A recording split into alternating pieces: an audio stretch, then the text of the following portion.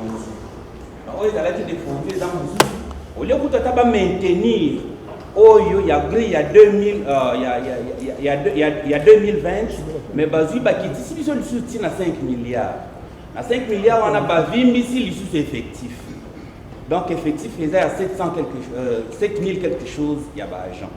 Donc, voilà, notre lobby, notre toya, tout madame. Voilà le premier problème. Deuxième problème, maman, il y a l'identification, il y a pas d'argent.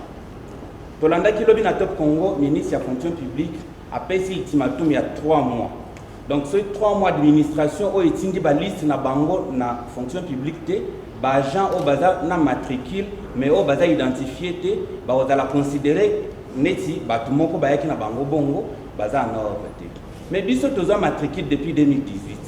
Si lelo ni nous justifié que notre administration na biso bako bongo kotinda ba liste kuna ko bazala baza biso dans ba identifier biso te. Ya ngone to sengi implication à madame assez abenga bande ko bazo konza biso na administration ko batinda na lombango na délai il y a 3 mois au boye pour identifier biso. Pour ça identifier biso te to tikali patupamba na nyonso to sel déjà au. Likambami ça tunazo kende na osuki sa maman ezali non respect il y a clé à répartition il y a rétrocession. Donc eloko wana je crois ozo ka kango musika to lingaki mama yo moko kota na mozindo donc ba konzina biso bazo ko biso. Tozali toza na ba avantage belé te. Avantage biso ba agent tokoki ozala nango yango na rétrocession.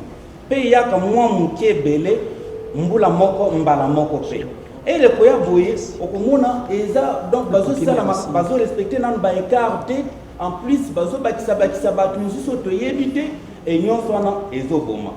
Pe toyoki lisusu na bolokisi biso to ba syndicaliste maman na yebi ko za syndicaliste ozalaki syndicaliste pona kozwa ba preuve ezalaka pasi mais na boluki luki na biso en tant que syndicaliste to kwei na dossier moko bazo lobela deuxième rétrocession.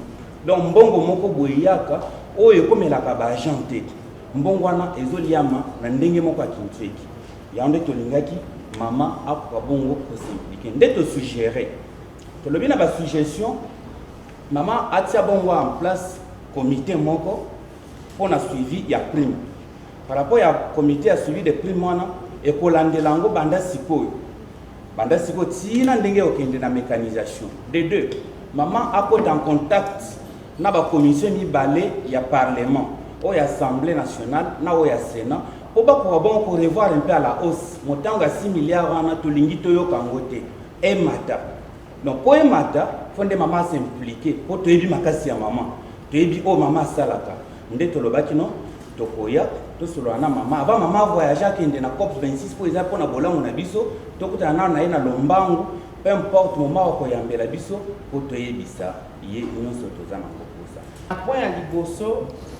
Le plus important, c'est que la ligne budgétaire la prime est parce qu'il y a grave la ligne prime est ce qui va tripatouillaki to kenenango na système va bengaka erreur matérielle pour y a liboso ce qui montant ya mbongo ezalaka proportionnel na mutango ya bato déjà na base ya mutango ya bato bolobi au lieu de 1793 bâtir ce qui 7000 personnes.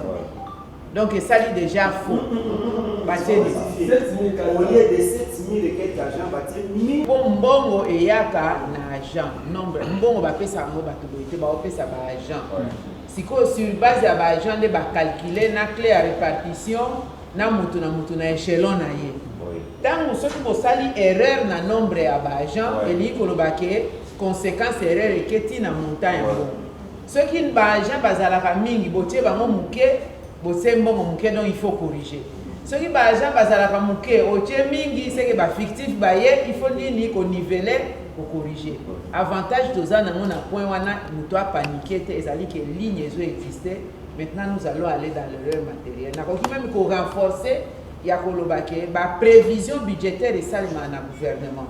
Ndenge to sala qui travaille na niveau na biso to kei to sangisani na commission na niveau ya ministre d'état ya budget commission mobimba ezalaki alors bango ba kotinda yango na parlement baza autorité budgétaire autorité budgétaire musala na bango ezali baza na droit ya ko niveler et kozala na côté ya mobilisation des recettes soki bamoni ke ezalaki minoré baza na droit ya kobakisa batali basource mosusu supplémentaire n'est-ce pas na banomenclature mosusu soki bamoni mpe ke bamaximize badépense ebele batie yango basurfacturé baza mpe na droit ya kokitisa. Donc pour vous dire que on a cette possibilité ya kotravailler côté wana mutu akopaniqué te et puis tosignaki yango conjointement baprédécesseur na biso ministre environnement na ministre ya budget.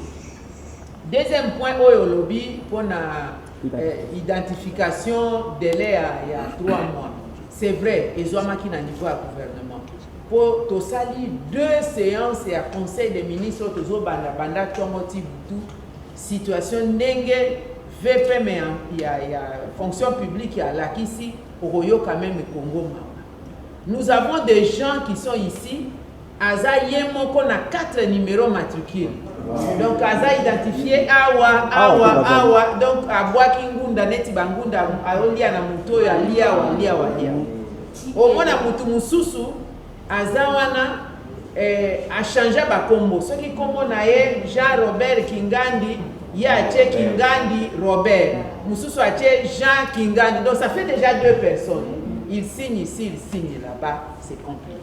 Au moins, mutu mususu azo se retrouver na ministère, na ba département ebele, aza na ministère environnement, aza en même temps na économie, aza en même temps na batu mususu bazali banda aza engagé, aza même pas na numéro matricule, mais asala kana ye au fil. Mais il y a des gens qui ont des numéros matricules qui n'ont jamais travaillé. Neti ngai na web sabino vérité, que ce soit les membres de famille, biologiques ou politiques. Basi baya koyebisanga maman occasion yango yo lukela biso matricule. C'est comme ça que ça se fait partout. Ça de la biso matricule. Moi j'ai eu ma sœur qui a travaillé à la fonction publique. Elle a connu ces problèmes. Mais l'on l'a dans la fonction publique basane li cercueil. Mais mutu batu o bazai ko senga ki atia ba kabela ba numéro matricule ba monanité hein. Ce sont des choses dont on ne veut plus. Tozana batu mususu wa alongwa secrétaire général kala koma retraité mais azwa numéro matricule mususu ya sika azwa rambo mutile. Le plus âgé na fonction publique azana 107 ans. Mutu mususu azana 107 ans asi akufa na ye kala mais bana na ye bakoma kuna batia photo mususu bazwa rambo na komo. Donc, makamane wana isa belé, il y en a qui travaillent mais qui n'ont pas le salaire, bah pris mes ates et l'eau côté. Alors, on a pris la mesure yako tiango en ordre. Oui, bien que ceux qui bani bati à ordre, on est bandit de l'autre. Combien de fois basi bani ba salango, ba numériser ango, hein? Ba banda ko sala identification, ba ministre boni, ba ministre boni en fonction publique, ne vice premier ministre là bandi ko tukozo ba pression. Parce que bisaye Congo ango ezaya tika biso sotolia ya mwana biso nyosoto telemi tolobi tozoti ya honte pour ce kotali gap o ezotika la ya mbongo ya l'état ça peut servir de reverser et pas ya ba fonctionnaire de sorte que bazwa quand même salaire moko eza considérable bon mbongo ezokende pembeni mingi na bato oyo kutu basala kana bango te atikala kokoma pe ayebi kutu bureau ango ya fonction publique. Moi, j'ai des gens qui viennent me voir, dans un numéro matricule et environnement, si vous avez une affectation. Mais depuis que ça fait 7 ans, aux autres mbongo, aux affectés, ce sont des fictifs.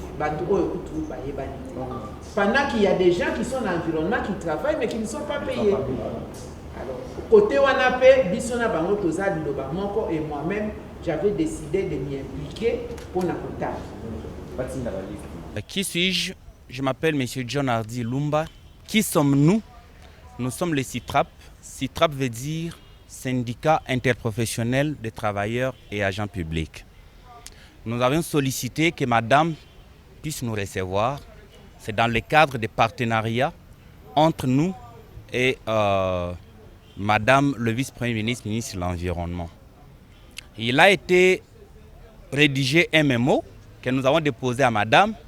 Et dans ces mémos, il a été signifié d'abord, il fallait remercier Madame parce que nous avons l'obtention de la ligne budgétaire c'est un phénomène que nous avons longtemps décrié. Depuis la création de ces ministères, nous n'avons jamais obtenu la ligne budgétaire pour la prime permanente. Mais aujourd'hui, hélas, avec son règne, nous avons maintenant cette ligne budgétaire. D'abord, ça, c'est le premier fait pour lequel nous étions venus pour remercier madame. Par rapport à cette ligne, nous sommes venus encore pour décrier le montant qu'on nous a alloué. Le montant de 5 milliards, c'est un maigre montant qui ne va pas avec ce grand ministère qui est générateur des recettes et qui est protecteur des écosystèmes tant forestiers qu'aquatiques. Alors c'est pourquoi on devrait venir voir madame pour que madame s'implique en tant que deuxième personnalité du gouvernement, non seulement ça, en tant que ministre sectoriel, pour voir la commission ECOFIN à l'Assemblée nationale, parce que le budget est en cours de traitement, en sorte que le budget soit revu à la hausse, donc le montant soit revu à la hausse, l'enveloppe, disais-je. Deuxième problème, nous avons parlé à madame pour l'identification des agents du ministère.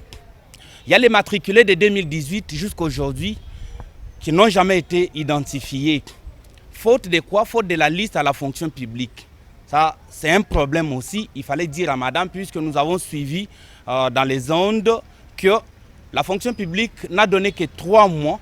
Celui qui n'est pas identifié sera déclaré comme un déserteur ou non-agent, un fictif.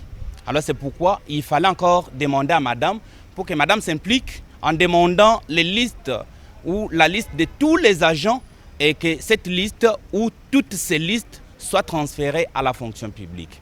Nous avons encore parlé du problème de non-respect de la clé de répartition de la rétrocession. Parce que c'est un phénomène qui règne dans toutes les directions du ministère de l'Environnement.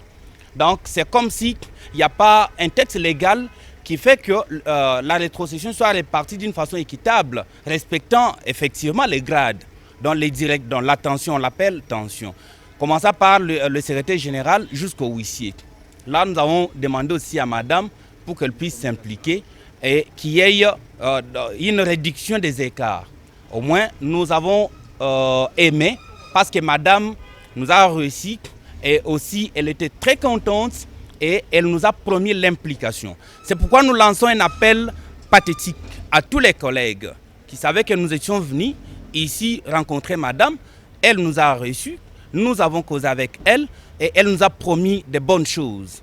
Soyez apaisés, soyons tous apaisés, rentrons dans nos bureaux, travaillons, rendons les meilleurs de nous-mêmes. C'est après ce travail que nous allons rendre